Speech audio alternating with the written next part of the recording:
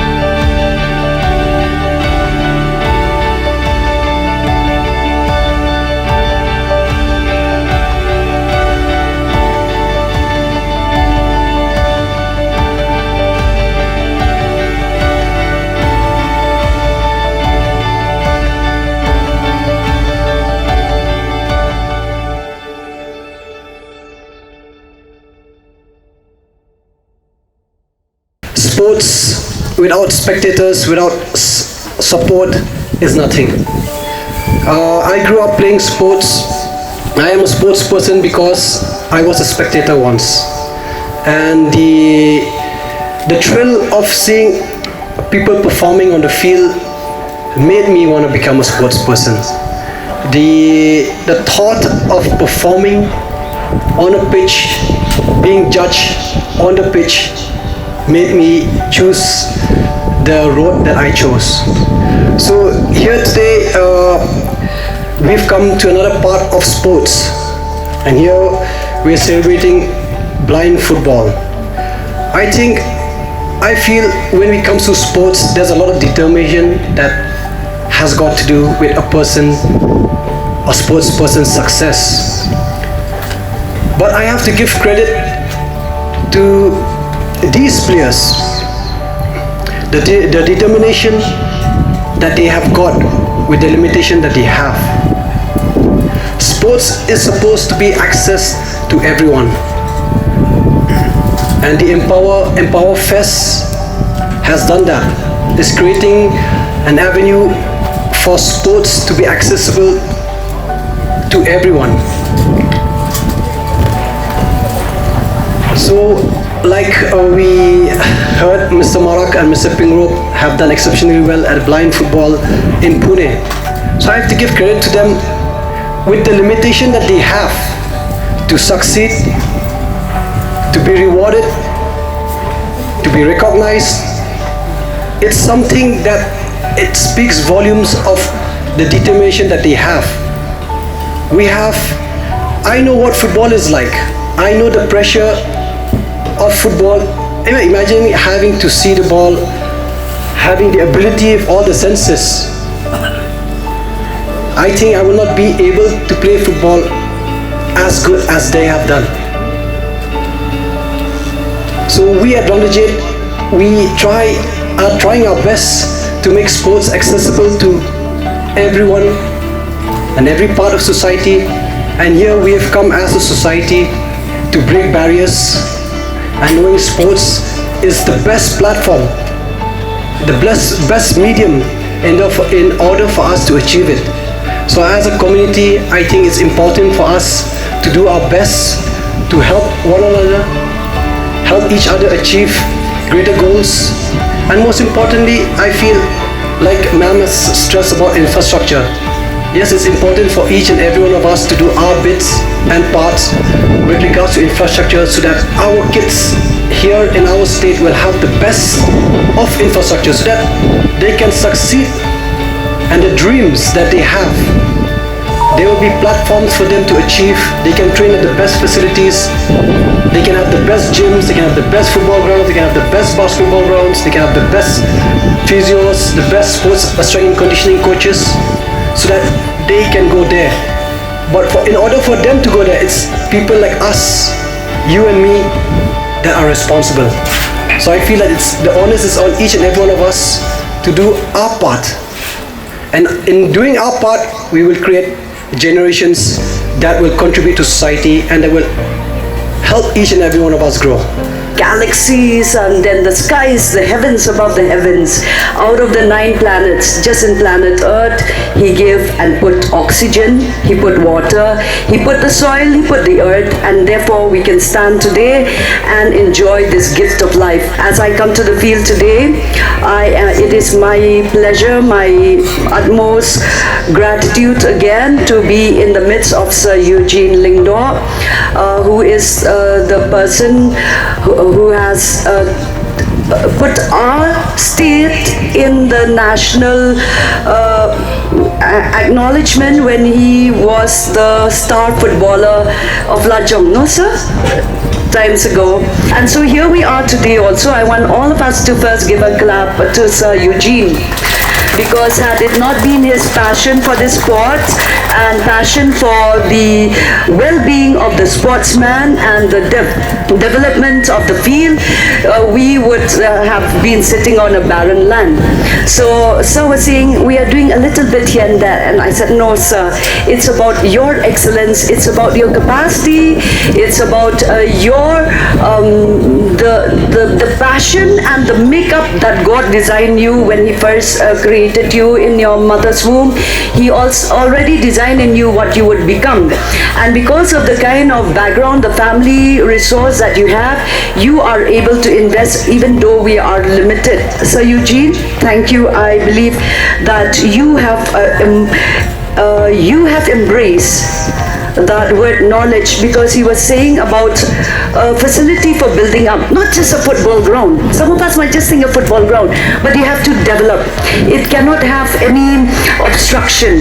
It cannot have any pop-ups. It has to be smooth. For that, investment has to be made. Even the grass that is made here today, this artificial turf, it takes a lot of money and resources. So I used to say it doesn't matter even if you pray for 100 days or 2 months or 2 years, but if you don't utilize your resources and your God-given talents and skills and the money that needs to come in with your connection, that you need to request people to support you or to give you the funds or to search for places where we can get the funds, it would not be possible. So even as we look at this ground today, we need to celebrate Sir Eugene. Thank you sir so much for being the chief guest.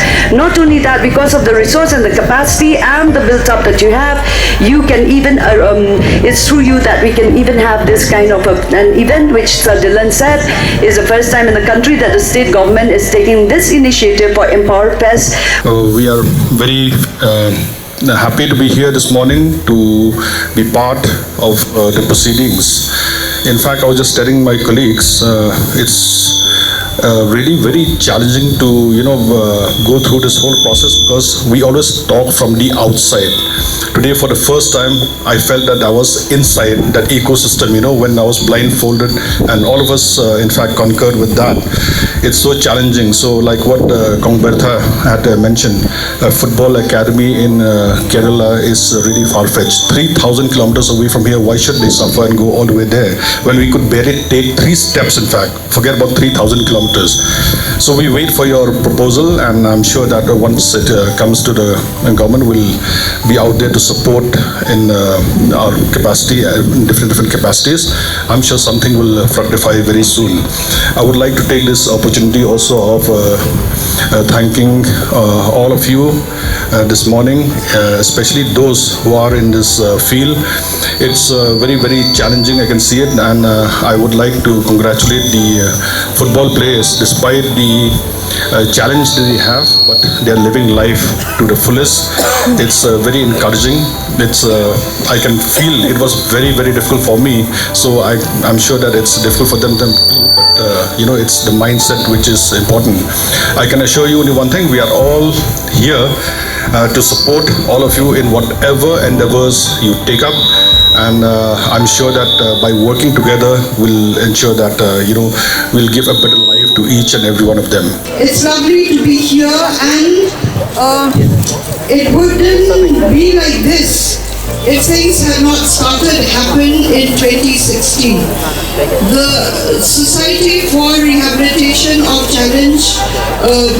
Visually Challenged in Kochi started the blind football, and after that the Indian Blind Football Federation. And in 2016, I got a letter from them to start the same thing in the Northeast. So they referred to me as Sister Bertha. Only when they met me, then they realized I wasn't a nun. So then 2016 onwards, we started the camp to screen potential players from the young people with visual impairment, and then onwards it started. We connected the IBFF to the other states, Manipur, Nagaland, Mizoram, etc. And then the series of Northeast tournaments started from 2017, 2018, 2019. 2019 also we saw the starting of the women's blind football teams, and they are growing now.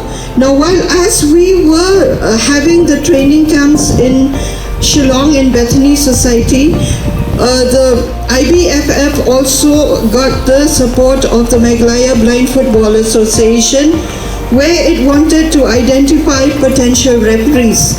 14 came for the sensitization in Bethany Society, but only one stayed on, and that is Sanki. She's here, and now she's traveling all over, and I believe she's being given training even to refer, whatever you call it, internationally.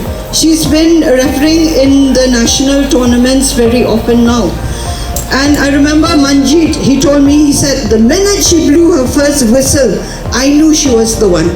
So I'm saying this because we need more referees. We need more people to come out and train. It's a very lucrative opportunity. Recently, I was a member of the IBFF Trust also for 5 years, and recently we had one of the members, MC Roy, coming, and he said, Bata, you know that the stars are in the Northeast. Now the National Academy for Blind Football is in Kochi. We have to send our identified young boys and girls to Kochi for their trainings, and it's a 1-year thing. So he said, let's work on a blind football academy in Shillong, catering for Northeast and Eastern India. And that's why I'm very happy now we have Sir D.P. Walang with us. Already they are working on the proposal, and Sir, it will soon come to you. We need a futsal ground. Of course, things won't have happened like this if it's not for the support. We had the support of the sports department. Dop, I remember giving us the futsal ground to have our first camps, and then after that the Shillong Public School where we had our tournaments. Of course, the Meghalaya Blind, and we had many individuals, Sanbor Shulai and Pala, who would sponsor our boys to go down, and our coaches to go down to Kochi for their trainings. We need more people to come up, and I'm very happy now with SRDA, the social welfare government, taking so much interest, because that is where the sustainability and the ownership is. So 3 cheers for Meghalaya Blind Football. Hip hip! Hooray! Hip hip! Hooray! Hip hip! Hooray! We are pleased to be a part of such an event wherein I believe this is the first time that one of the state governments of India has taken this initiative to have a variety of events since the month of August till now, culminating to the 3rd of December, which is the International Day of Persons with Disabilities. And we are also in the midst of many athletes who have come out of their comfort zones and be a part of this event. We thank Sir Eugene Lingdo, who's also been one of the members of this beautiful state and the country also, to be a guiding light to many of us and many of the athletes in the state and the country. Thank you, sir, for today. And we thank sir also for giving us this ground where we can play, and it's a ground where it's centrally localized, centrally located, and it's a part where many people can come and help. And sir has been also very gracious to help the person with disabilities, especially the players who are here.